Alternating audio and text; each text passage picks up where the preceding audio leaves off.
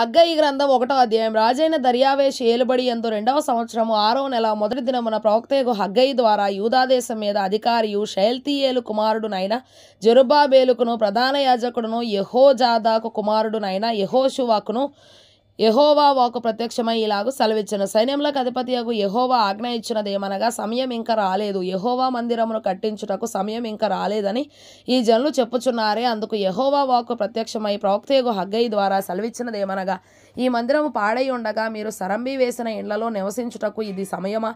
కాబట్టి సైన్యములకు అధిపతియగు యెహోవా సెలవిచ్చినదేమనగా, మీ ప్రవర్తనను గూర్చి ఆలోచించుకొనుడి. మీరు విస్తారముగా విత్తినను మీకు కొంచెమే పండెను. మీరు భోజనము చేయుచున్నను ఆకలి తీరకయున్నది, పానము చేయుచున్నను దాహము తీరకయున్నది, బట్టలు కప్పుకొనుచున్నను చలి ఆగకున్నది. పనివారు కష్టము చేసి జీతము సంపాదించుకొనున్నను జీతము చినిగిపోయిన సంచిలో వేసినట్టుగా ఉన్నది. కాగా సైన్యములకు అధిపతియగు యెహోవా సెలవిచ్చినదేమనగా, మీ ప్రవర్తనను గూర్చి ఆలోచించుకొనుడి. పర్వతములెక్కి మ్రాను తీసుకొని వచ్చి మీరు ఈ మందిరమును కట్టించిన ఎడల దాని యందు నేను సంతోషించి నన్ను గణపరచుకొందునని యెహోవా సెలవిచ్చుచున్నాడు. విస్తారముగా కావాలని మీరు ఎదురు చూచితిరి గాని కొంచెముగా పండెను. మీరు దానిని ఇంటికి తేగా నేను దాన్ని చెదరగొట్టితిని. ఎందుచేతనని యెహోవా అడుగుచున్నాడు. నా మందిరం పాడై ఉండగా మీరందరూ మీ ఇండ్లు కట్టుకొనుటకు త్వరపడుట చేతనే కదా. కాబట్టి మిమ్మల్ని బట్టి ఆకాశపు మంచు కురవకై ఉన్నది, భూమి పండకై ఉన్నది.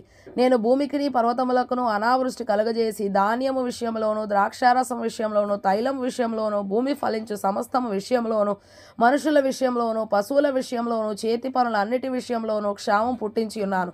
షయల్తీయేలు కుమారుడైన జెరుబ్బాబెలును యెహోజాదాకు కుమారుడును ప్రధాన యాజకుడునగు యెహోషువయు శేషించిన జనులందరూ తమ దేవుడైన యెహోవా మాటలు ఆలకించి తమ దేవుడైన యెహోవా ప్రవక్త అయిన హగ్గయిని పంపించి తెలియజేసిన వార్త విని యెహోవా యందు భయభక్తులు పూనిరి. అప్పుడు యెహోవా దూత అయిన హగ్గయి యెహోవా తెలియజేసిన వార్తను బట్టి జనులకు ప్రకటించినదేమనగా, నేను మీకు తోడుగా ఉన్నాను.